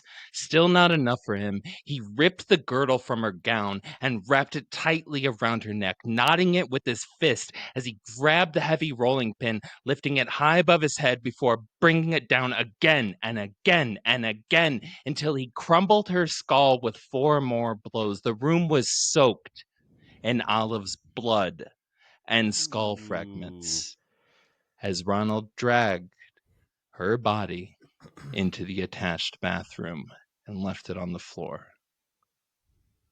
It would still be another hour or so before Olive's assistant, Emily Steele, would arrive to make Olive's breakfast and clean up her house. And Joey, as we all know, no great murder story is complete without a great escape. And of course, Ronald True, the man, the myth, the mastermind, was truly no exception. After finishing his tea and crumpets with a quickness, Ronald rifled through Olive's person and belongings, grabbing any cash and jewelry he could find. Then, with the cunning of a 12-year-old sneaking out of summer camp at night, he took pillows and lined them up in bed under the covers to make it look like Olive was still sleeping. Keep in mind, the bedroom and his clothes are still completely covered in blood. Covered in blood. Well, shortly after completing his David Blaine-like hide the murder victim illusion, Emily Steele arrived at Olive's. Walking in, Emily immediately noticed a man's coat in the entranceway, but she just ignores it because, frankly, Yeah. there's always some random Maybe man's someone coat left it here. in Yeah, the maybe someone left house. it here. Yeah, something. It's not unusual for a high-end Yeah. escort to have a man's coat. You know what I'm saying? Like, she knows, and she's like, oh, Yeah. gotta be quiet. Can't Yep. can't can't Can't wake him up. interfere with the Yep. with the master's business. Whatever. Mm-hmm. Well, basically, assuming Olive is still busy with work, Emily proceeds to very quietly make herself breakfast, and then eventually gets started tidying up the house. Just a quick little meal, some toast, some this or that. It wouldn't be until around 9:30, a full half an hour after Emily arrived, that True pops out of the bedroom.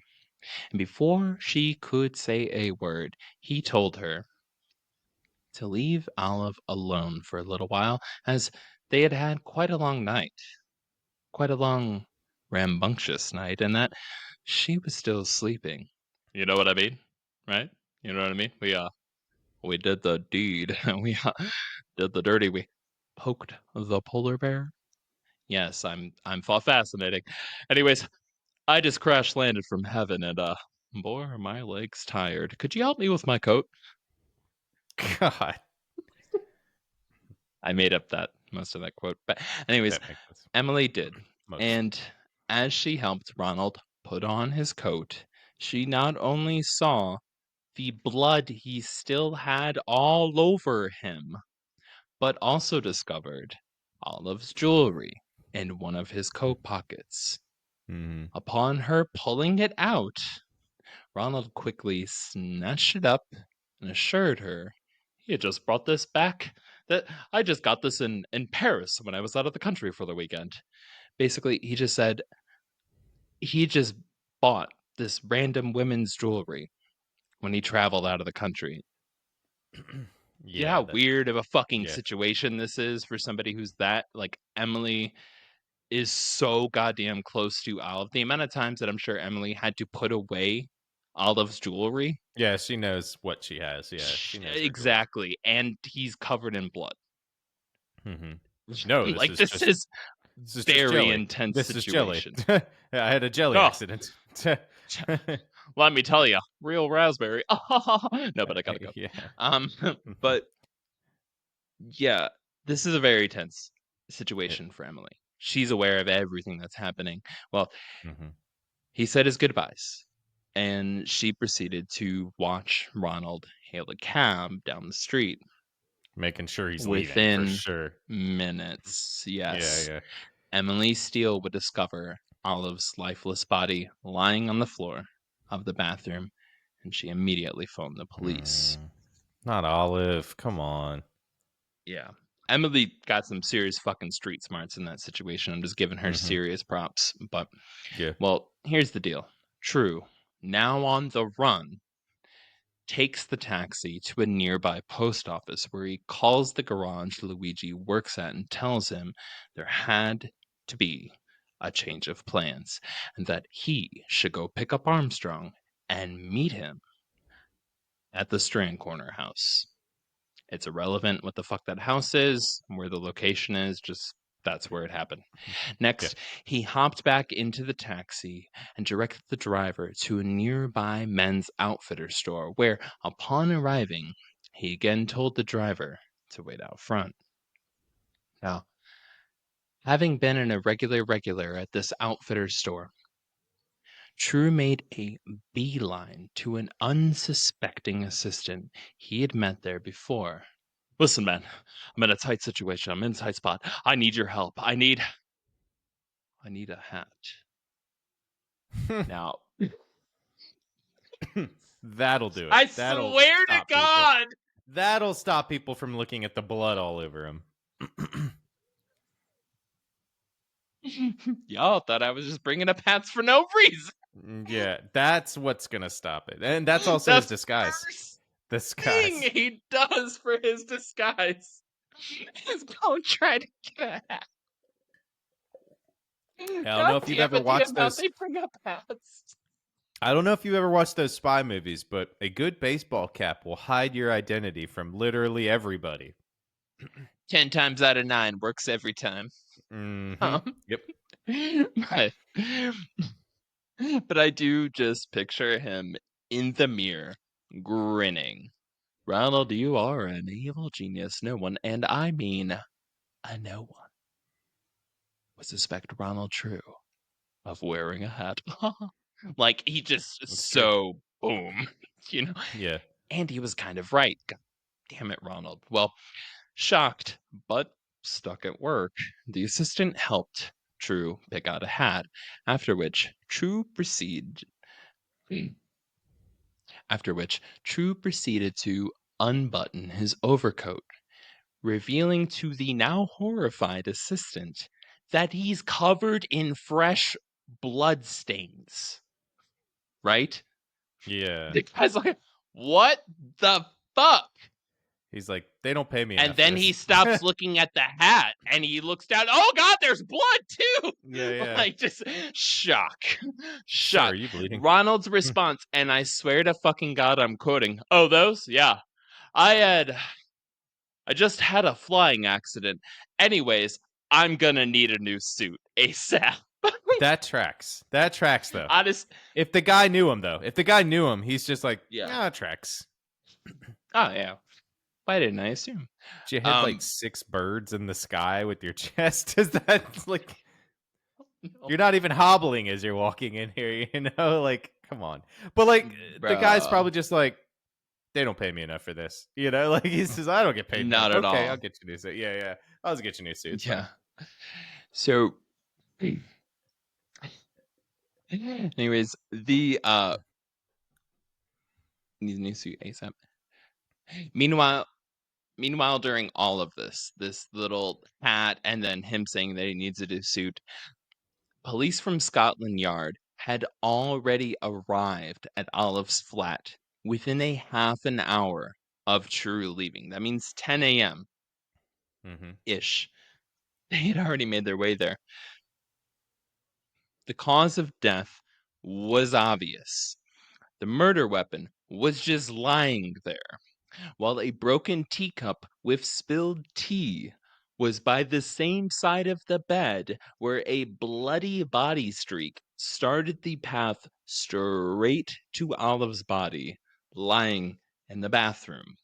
This Mm-hmm. was open and shut case. Like it was Obviously, she was obviously making we know what the fuck happened. Yeah. You know? Obviously, she was making cookies and she fell in the Yeah. After fell on the her head a few times. After the detectives swiftly and promptly and with the most prejudice investigated the spilled tea, they realized there was a dead body on the scene. But, Yeah. This is obviously the Pillsbury Doughboys' fault. God damn it. It was probably an American. Yeah. Oh, yeah. Well, I mean, he was in America, I guess. Did you hear about those sausages? No, but point is, a coroner soon measured Olive's body temp and, after comparing it to the temperature in the room, quickly determined the approximate time of Olive's murder. This dude was really good, hopped on in there and was like, boom, boom, boom. It's within 15 minutes of this fucking happening, right? And I can't stress to you enough, any of y'all out there, how fucking fast this team worked. It took almost no time at all for the inspector, detective, and doctor to completely map out the timeline of events, noting the 5 head wounds and the strangulation marks from the cord that was on her dressing gown, to the fact that all of the doors and windows were locked, leading them to quickly surmise that the killer was only let in by Olive. And Yep. to top it all off, while taking Emily Steele's testimony, one of the officers found Ronald True's business card left on the goddamn table. That was purpose. I That was purposeful. can't predict Had to anything be. with him. You might be right, but I don't know which one of him did it on purpose. Yeah. But The one reading the paper. back to the suit store. True proceeds to try on nearly everything they have in stock before finally settling on a fancy lounge suit, which he tells the assistant he'll be leaving in after checking out. So, naturally, the assistant starts wrapping up the old, bloody suit for Ronald, Mhm. and in the process of clearing out its pockets, the assistant discovers a small jewel case. Ronald grabs it and says, I had just picked these up in France, actually. He gave a quick RT out and hopped back into the waiting cab, which took him next to a nearby barber shop where, after discharging the cab, Ronald ran inside to get a shave and a brush.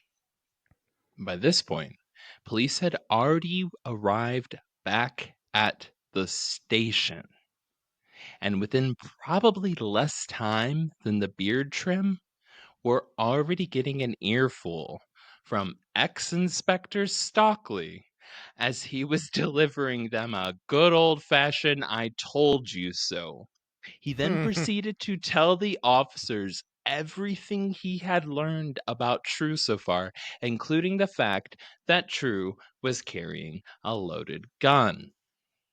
Well, after Yep. assessing the scene of Olive's murder, almost all of the Scotland Yard's investigators' initial work was done for them. They basically Mhm. just had to copy down Stockley's notes. Like, that Yep. was it. They went there, addressed the scene in like 2 minutes, came back, and were just like, wait, is that an A or a B? Oh, they just like copied it down like last night's Mhm. homework off of a friend's sheet. Well, back at the barber shop, and I'm doing my best here to try to show you a play by play with these timelines. This is how Yeah, fast yeah. it's going down. Back at the fucking barber shop, True finishes up and hands the bag with the bloodstained suit to the barber and says, "You mind holding this for a little while? I'll be back for it later." Those are quotes. He then dips out and makes his way to a nearby pawn shop where he sold off Olive's jewelry before scurrying over to the rendezvous point with Armstrong and Luigi, both of which made note that they nearly had a heart attack upon seeing Ronald True in a hat. With the perfect disguise now complete, Ronald has Luigi drive them outside of London to a place called Crydon to see some internal combustion engines they were interested in, basically. Okay. Basically, they went to a trade show for gas engine nerds. That's where they went. Dude, he's doing his best Grand Theft Auto. He literally changed his hat. He committed the crime. He Oh went my away real god. quickly. The police arrived there and are now like sketching him. They have the look of it. He's got like 3 or 4 stars right now. And he just does a shave, gets a new hat, gets new clothes, and then he just leaves town. He's waiting for the blinking stars to go away. He might be crazy enough at this point that he's actually seeing the stars. Oh shit, I got 4 stars. Yeah, yeah, I got 4 stars. I If I gotta get get rid one of more, the those. tanks are gonna come. Yeah, yeah. What? And maybe the planes. Maybe. I've never tried a helicopter. And then he freaking gets. Oh, it's even better because then he gets a plane and he flies away and he's got the Yes. and crashes, which just happens in Grand Theft Auto. But God damn it. yep, Our next game night, Joey. We're playing Grand yeah, Theft Auto. We'll throw it up on yes, Twitch. yep, yep, But like I'm honestly doing Joey, you know how much time I spent obsessing over the timeline of these events. This was a yeah. mother Cooper, all right, Mm-hmm. to time it out. But this is how quick shit's happening. Ronald True went and got a hat, which I imagine was a big deal for him and probably involved a lot of crying. Mm-hmm. He went and got a hat, immediately got a suit, and then went to go get his beard trimmed and like brushed and shit like that, basically to Yeah, get slightly done gotta up. look good. Yeah. By the time he had gotten a hat and a suit, the investigator, the detective, the doctor were done at the murder scene. They were done. they were already across town back at fucking Scotland Yard and Yeah. had already come in contact with Stockley, who was like, "Oh, that's Ronald True. Let me tell you about him," and was Yep. giving them all the information. That's how fucking quick this happened. This is like an Very hour fast. and a Yeah. half. They were like, "Up, yeah." Like this is Yep. like Moving fast. fucking Quick. easy bake oven of CSI, right? Yeah, which is weird for a. I mean, I guess Scotland Yard is notoriously pretty decent about researching I stuff, but imagine this helped with their reputation. yeah, it did help with their reputation, and Jesus. it helped that the PI was also there that had already been researching into it, but they had already gotten. I mean, okay, let me put it. I'm gonna say So they did many a great things. job getting this, but Yes. they literally had a smoking gun with his business card that was left there on the Yeah. table, and they're just like, oh, Yeah. well, he just gave us his name, no big deal. But it is weird that it's TREW. It was on. Wait a second. Just Hmm. beating the shit out of the Yeah. good doppelganger and Yeah. I Maurice. was never there. I was never there. I was Help with my me. wife in church. Yeah. Yeah, right, you piece of shit. We heard Yeah. about what you do. And there's just like a Yeah. line of people and bookies in the background Waiting rolling to up beat their him up. sleeves, getting ready to Yeah. beat him up too. Let us at him next, yeah. You Yeah. know, We it's loved Olive, Yeah, like, damn. yeah, He's just like, I got away with bruh. it. And I would have gotten away with it too. If it hadn't been for the two true. But Hmm. this is fucking insane. Like, I'm sorry, I've never seen some shit just degrade so fucking fast. And Hmm. Ronald True had so much time to plan. He had so much fucking time to plan. So basically, they went to a trade show for gas engineers. By the time they got to Crydon, it was 4 p.m. And True immediately bought a newspaper, the headlines of which read, "Murder of Olive Young." It had only been 6.5 hours since Ronald True left Olive Young's house. That's Damn. it. Some This quick is recording. 123 or no, sorry. This is 103 years ago. Yeah, this is 103 years ago. That's how fucking quick the news travel. Yeah, that's faster sometimes than a news article will be out now, which is Bro. crazy. And again, pointing out the status when I earlier on when I said that she was like high end, high class, like very in demand, all in the sort like this, she Hmm. was a known figure, right? Yeah. This made news. Yeah, for sure. Well, upon seeing the headlines, Ronald tossed the newspaper into the car and said, "Ugh, nothing of interest." That's a direct quote. Makes sense.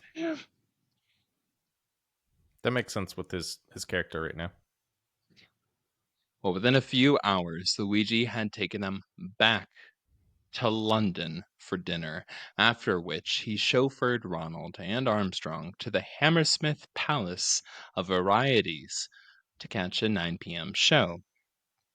Once they arrived, Luigi was relieved and told to come back when it was finished.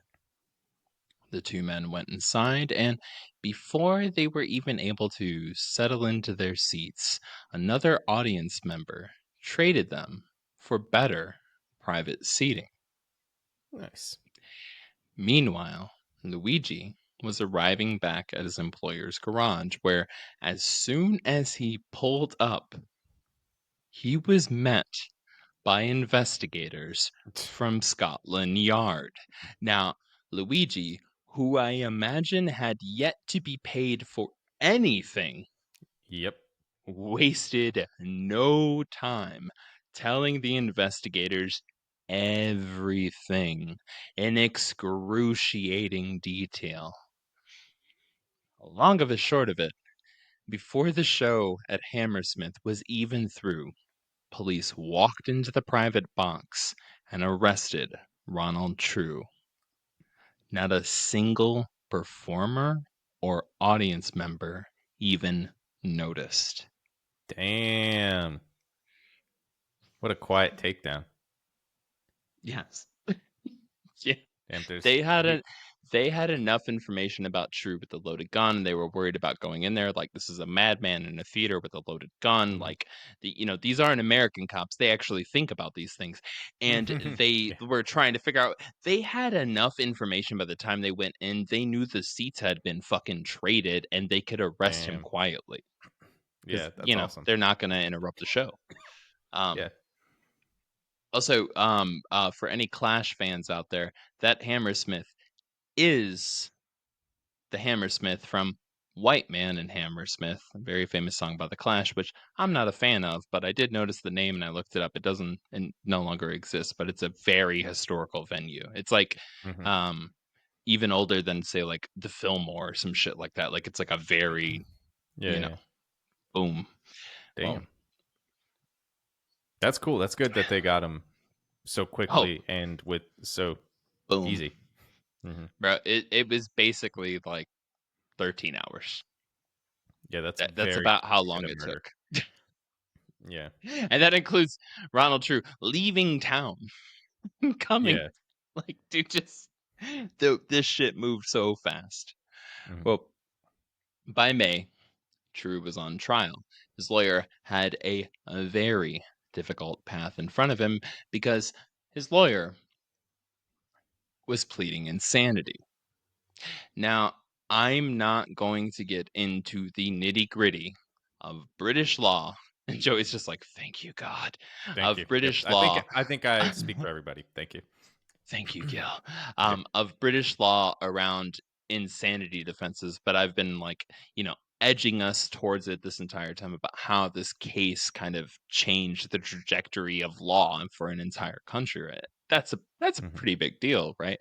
Yep. Well, the thing is that at the time of Ronald True first, you know, going up on the insanity defense, right? Um, British law had a very intense philosophical system that had hardly been pushed or checked when it came to insanity. And what all the white wigs and philosophers in British law were basically getting at, because again, it was mostly theoretical in their Mhm. minds, right? Was that even if someone's insane, that doesn't mean that A, they weren't in control at the time they killed someone, Mhm. and B, that they didn't know right from wrong. And so you had to meet both of those qualifications in British law. You had to Very hard to completely do. detached from the concept of right and wrong, and you had to be completely detached from knowing what you were doing, Mhm. right? That's hard to do. So Yep. it's a very difficult defense to say. You can't Mhm. just say that somebody's crazy, so all the time they're crazy. That's not how it works. You have to Yep. say they were crazy and that it was in one of those brief windows where they were having a schizophrenic episode Mhm. that they committed this crime, Yep. right? Ronald True has a long, detailed history of this deterioration, these delusions, the development of fantasy, this mixture of fantasy and reality and fantasy, and just like it.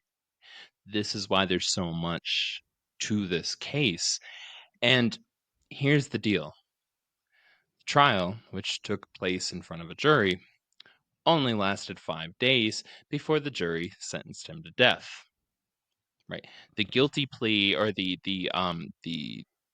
insanity defense did not work at first. Trial started on May 1st. True was found guilty by a jury and sentenced to death on May 5th. Really, boom. Very It's short. a short ass I know how trial. short Right. that is because I was Yes. on a trial as a jury member, and it was a murder trial. And it's very hard to be like this is guilty, especially with the way that lawyers are justifying things that happened or justifying reasons, and you have to look at both sides. 4 days is fucking quick for a murder trial. Yes. Yeah. Yes. And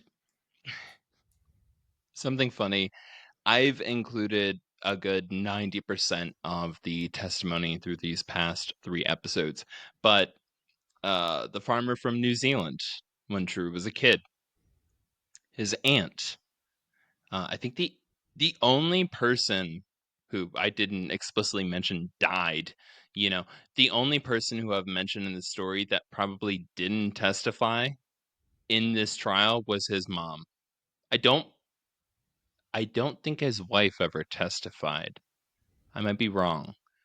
But like every name that I've mentioned in here has testified, including Armstrong, who, dear God, if you don't hate him by now, magically didn't remember or somehow didn't hear every incriminating thing that ever happened during any point of this entire goddamn scenario.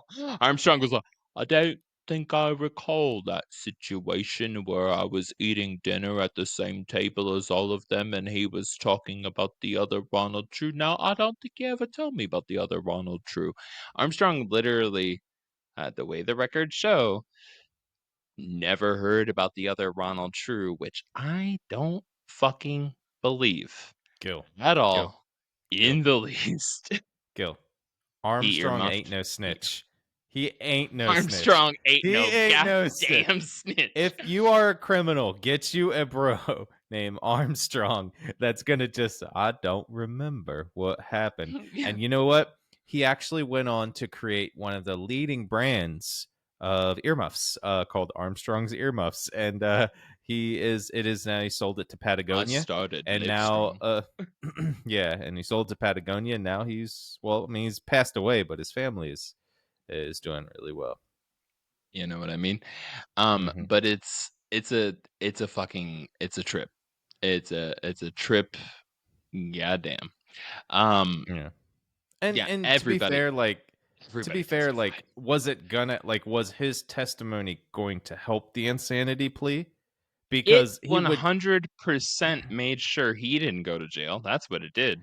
Yeah, but for sure, would that have helped the insanity plea? You know what I mean? Like, because he would have been like, no, he went Yes. crazy. So he kind of did, Yes. in a way, looking at it, he kind of screwed over his friend, but made sure he didn't go to jail.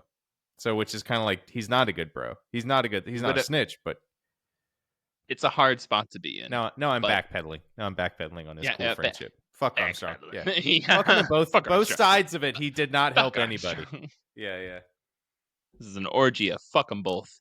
Yep. But yeah, so everybody fucking testified. That's where so much of this story and the breakdown and summary and stuff comes from. Well, anyways, fast forward a little bit. So uh True goes to jail. Mm-hmm. Totally fucking cuckoo bananas in jail, including, where are the killers at? Where are the fellow killers? Killers over here. I'm almost literally quoting. At one point, he walked into a room in the common area. It was like, all the killers over here, everybody. Hey, like, yes, that was him, and Mm-hmm. started a beef with this young kid, this young man. He was like 18, 19 years old, who was also in there for killing somebody, and who also the lawyer had pled insanity. Started a beef with him. It was a whole thing. I think he knocked out a few of this kid's teeth. It was Mm-hmm. some prison shit. Well, fast forward a tiny bit more. We're at May 25th. By this point, 3 separate psychologists had spent like a week, 2 weeks, whatever, with Ronald True. Meticulously documented Mm-hmm. him, his speech, his behavior, his history, his thoughts. Every fucking one of them said either A, yeah, he's fucking cuckoo bananas 24/7, or B, he's inconclusively cuckoo bananas 24/7, but he is 100% conclusively cuckoo bananas. Yeah. Like it was some strong medical practice kind of like BS where they were just like, I can't 100% say it, but I'll say 99.999% of the time. Like it was basically 3 individual doctors hired by the other side went Yeah. against the people who Yeah. hired him and were like, yeah, no, he's gone. He's gone, baby. Yeah. May 25th, appeal. It gets dismissed. June 8th, the Home Secretary, Edward Short, 2 T's, granted True a reprieve on the grounds of insanity, and True was moved to the Broadmoor High Security Psychiatric Hospital. This caused a fucking uproar across England. Why? Because that boy that True knocked the fucking teeth out of, who had also pled insanity and also had a record, but not as well documented, had been executed a few days before. And poor folk / folks that weren't direct heirs to barons were like, what the literal fuck? Yeah. What this double standard bullshit? It caused a massive uproar on a bureaucratic level for the Home Secretary, Edward Short.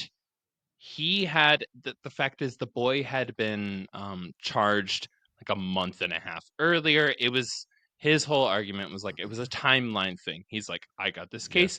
I looked at this case. I looked at the evidence. When I got Ronald True's, I saw that 3 psychiatrists all said he was cuckoo bananas. Yeah. And I decided that 2 out of 3, that's the majority, yada yada. This shit got to the fucking point that in England there were riots Damn. in the fucking country, and this Home Secretary, had to go in front of Parliament and make a case for granting Ronald True's Damn. reprieve and Damn. declaring him insane and letting him get off of the death sentence and just live the Yeah. rest of his life in an insane asylum. But I will say, at least in British Whig world, almost everybody in fucking Parliament, upon hearing the case about why Edward Short came to that conclusion, when he had to testify in front of Parliament, which is Yeah. like testifying in front of Congress, right? When he testified, everybody on all the different party lines were like, well, goddamn, that's a really good point. Yeah, we agree with you. Yeah. It took this dude standing up and just being like, and this reason and that reason, and did you hear about the Argentinian palm readers? Like, Yeah. like he got up there, and they all backed the fuck down, and the law was changed to basically say, if you're pretty much 70%, 80%, 60% of the time, whatever, cuckoo bananas, and everybody knows that you're cuckoo bananas, you're not 100% responsible for your crime, but you're also not going to be allowed in the regular public, population. We need to kind of, Yeah. Which makes sense. spirit you away to another location. Well, Yeah. irregardless, Drew spent the rest of his life in Broadmoor High Security Psychiatric Hospital, right? In this hospital, which, by the way, my friend, my really good friend M from England, she brought up Broadmoor when we were talking the other day, and she's like, "Oh, you don't want to be sent there." In terms of like, it is horribly notorious. It's the Alcatraz of psychiatric hospitals in England. It is the worst of the fucking worst of the worst. Yeah. He wasn't necessarily let off, but I will point out a little fun fact. Ronald True, ever true to his goddamn self, was a regular participant and somewhat of an in-house talent when the hospital put on drama club events. Which Makes fucking I sense. I just love to think of it. No, it's tap, tap, slide. How many times must I tell you people? He's Of like, course I'll be Jesus in the next play, but it's Charlie Brown. Then he needs Jesus. You know? he's like, wait, I can pretend to be other people. It's gonna be really hard to pretend, but I'll do my best. Yeah, You yeah. know me, I keep it true. But Yep. long of a short of it, at age 59, on January 8th, 1951, Ronald True dies of a heart attack at the Broadmoor Hospital. Reports indicated that the only person to attend his funeral was his 76-year-old mother. Mm, And that's the end of the story. damn. That is sad. Yup. Yeah. It's a real heavy. It's heavy. And his mom, who kind of disowned him for a while, which I mean makes She, sense why she would do that for a little bit. She was still giving him money, but like she kind of was just like, let's take a break. She's like, let's take a break from each other for a bit. It seems like. it in certain ways, I definitely focused on those aspects because the show's not about Ronald True's mother, but Yeah, for sure. in many ways, she was the only one who ever consistently gave a fuck about him Yeah. and cared for him and really tried for him. Other than Frances, who put up with him for quite a bit of time and had her heart broken horribly. Mm-hmm. But his mother, Poor Francis. I guess the deal is his mother could have, especially at this time, could have very easily just disowned him, not given a fuck about him, denied him, you Mm-hmm. know, abandoned Anything. him to the world. But she kept trying, and she was not happy about leaving him when he was a For little sure. kid, and she was forced to go to England and everything like that. So I think she sent him to other places with the honest intention of, I just want my son to find a place in the world. Yeah, something that fits him, something that he can do. Yeah, that it clicks, that it Mm-hmm. works. And it's really it's just sad. It's just fucking sad. At the end of the day, Yeah. it's just fucking sad. Um Yeah. What I don't know. really makes it interesting and great is that we got one of the greatest inventors out of this, though, because not only did Armstrong create earmuffs, he Mm. was the first to create noise canceling headphones with the earmuffs because he just wasn't paying attention. It's not his fault. He literally didn't hear anything. His headphones, his earmuffs He were like created prototypes. Yeah, crime canceling headphones that somehow exactly. magically blocked Yeah. out all things that would, implicate you in a criminal activity. Hmm. Say what? I couldn't hear you. My new automatic crime canceling headphones. Yeah. You're right. You're 100% right. Um, Thank you, this Armstrong. is for real. Thank you, Armstrong. But this is a fascinating, incredibly, incredibly complicated story. Mm, Dear God, this is just layers upon layers. This might be one of the most complicated, stories, at least for me, that I've ever covered on the show in terms of implications, repercussions, buildups, the intricacies of like all of the different backgrounds and what happens. It Excellent suggestion. mhm. Didn't say it up top. I have said it multiple times in the past two episodes for the series. Shout out Ian and Jaden. Thank you Whoop, so whoop. much for recommending Ronald True to us. I know it was just kind of a random Wikipedia article, literally, that they came across, and they were like, "Dude, this would be fucking awesome." And Yeah. I skimmed through, and I was like, "Dude, this is hilarious. This is funny." Some guy who's like this crazy kind of like douchey looking d-bag crashes a Mhm. plane multiple times, marries an actress, kills this random lady. Hell yeah, that'd be a fun case. And then I actually dove into it, and I was like, oh my God, this just keeps going. Like it just Yeah. fucking goes. And like but yeah, seriously, it's recommendations like y'all's that keep us so fucking stoked about the content that Mhm. that we cover, that we make on this show, and that we love to deliver. So Yeah. thank y'all. Apologies a million times over about how delayed a lot of these episodes have been, but yeah, we're not gonna half-ass it. Sorry. You're just gonna have to Yeah. wait for quality sometimes. Mhm. Like Yeah. you can get the microwave ready meal, or you can get that slow cooked juicy shit. And Yeah. I hope And I we've hope still y'all found it been, me tasty. and Gil have still been kind of recovering from a lot of stuff, recovering Not at all. from no, not at all from Fucking random kidding. stuff that's happened to our town. So we're still getting into the groove again and doing episodes. So hopefully we'll, It's true. we'll be on track eventually. But next week, Next get your week. favorite snacks. Is that the sound?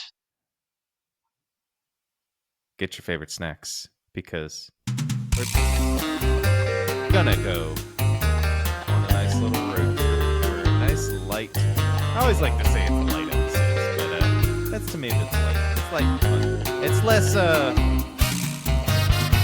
intense research, I guess. So great job, Gil. You did wonderful.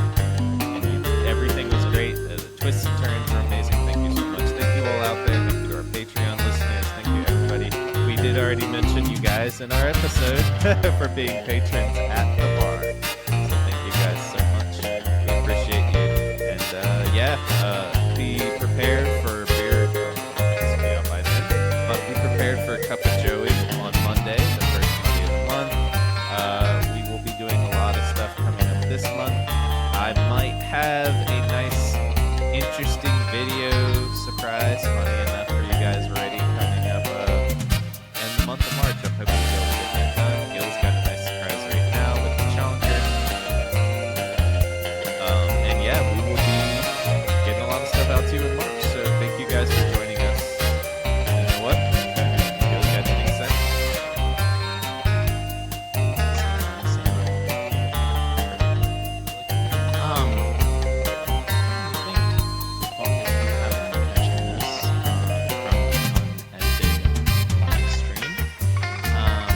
Between here and I guess. Definitely please head over to Beer Booze. Join us for the live stream. It'll be fun. It'll be haunted graveyard tales. Fuck it, haunted. I don't know. Fuck it. Yep. Yeah, we got a lot of shit coming up. Look, the easiest way to keep up with all the chaos, all the madness, and honestly, all the horribly planned and procrastinated last-minute content